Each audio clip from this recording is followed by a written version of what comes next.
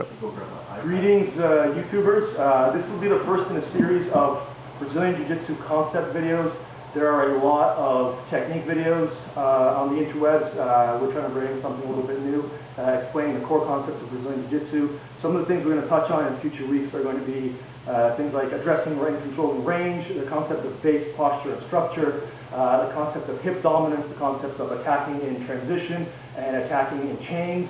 And for today, we're going to address a concept which is separating the person's upper body from their lower body, which is an incredibly useful concept for guard passing. So if I can borrow you for a second, Sean. Sean's going to be on his butt.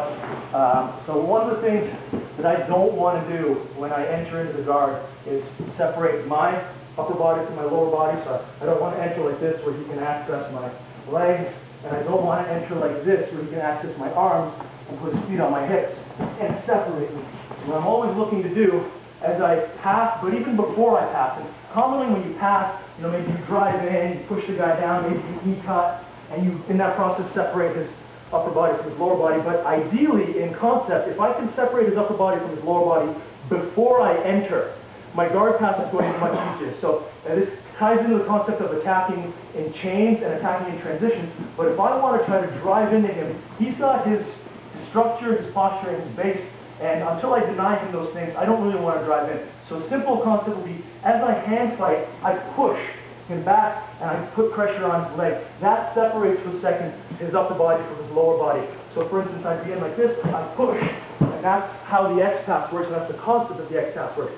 Taking a step further, because I know that he's aware of that, he's not going to let me do it, is I'm going to fake for a guillotine attempt, and as his hands come up, I'm going to come underneath and scoop his legs out. That's another concept of, or another application of the concept of attacking in chain and in transition. But in this case, what I'm going to do is I'm going to fake high and then push, and then enter into my pass. Or then, for instance, I fake high, I push, enter into my knee tie.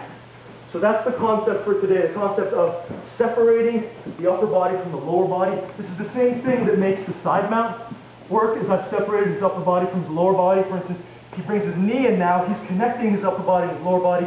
His kinetic chain is strong. I'm going against the strongest mechanisms in his body. Whereas now, let's say I grab his foot, I separate his upper body from his lower body, walk my hip in, come back in. I separate those two strongest points, his shoulders and his hips. And that's what I'm always looking to do as I advance through the guard into my position, is separate the person's lower body from their upper body.